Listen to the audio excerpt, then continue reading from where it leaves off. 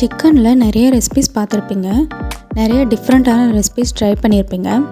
நான் இன்றைக்கி உங்களுக்கு செஞ்சு காட்ட போகிற ரெசிபி சிக்கன் சாப்ஸ். ரொம்ப ஈஸியாக சிம்பிளாக செஞ்சிடலாம்.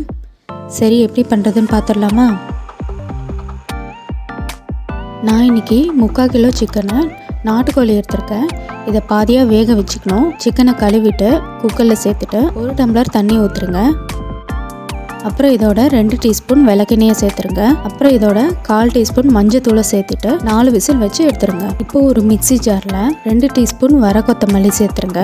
அப்புறம் 1 டீஸ்பூன் மிளகு சேர்த்துருங்க.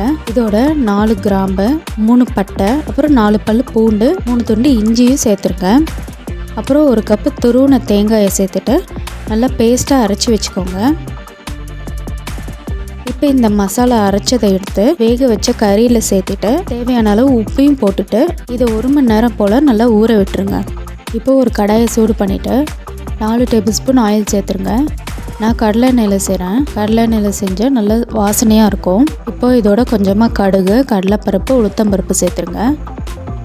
கடுகு நல்லா பொரிஞ்சு வந்ததும் கட் பண்ணி வச்சுருக்க சின்ன வெங்காயத்தை சேர்த்துருங்க.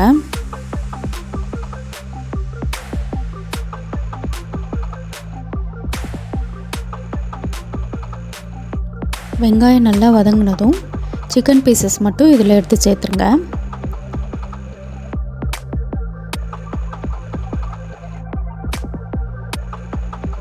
சேர்த்துட்டு 1 நிமிஷம் போல் வதக்கி விடுங்க.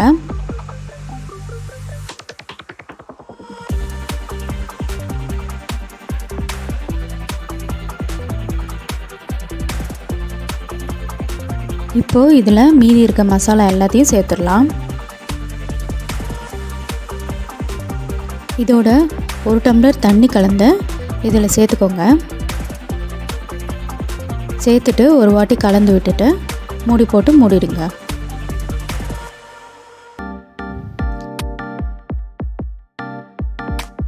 இப்போ குழம்பு நல்லா கொதி வர ஆரம்பிச்சிடுச்சு.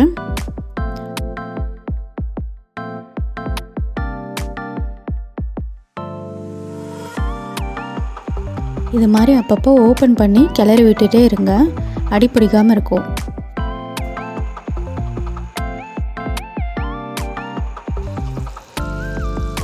இப்போது இது ரெடி ஆயிடுச்சு. நல்லா எண்ணெயெல்லாம் பிரிஞ்சு மேலே வந்திருக்கு. பார்க்கவே ரொம்ப கலர்ஃபுல்லாக இருக்குது. சிக்கனும் நல்லா வெந்திருக்கு.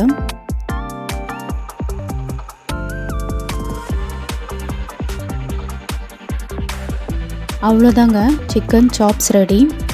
சப்பாத்தி, இட்லி, தோசை, அப்புறம் ஒயிட் ரைஸோடு வச்சு சாப்பிட ரொம்ப சூப்பராக இருக்கும். இதே போல் நீங்களும் ட்ரை பண்ணி பார்த்துட்டு எப்படி இருந்ததுன்னு கமெண்ட்டில் சொல்லுங்கள். வீடியோ பிடிச்சிருந்தா லைக் பண்ணுங்கள். அப்புறம் உங்கள் ஃப்ரெண்ட்ஸ் அண்ட் ஃபேமிலியோட மறக்காமல் ஷேர் பண்ணுங்கள். பாய்.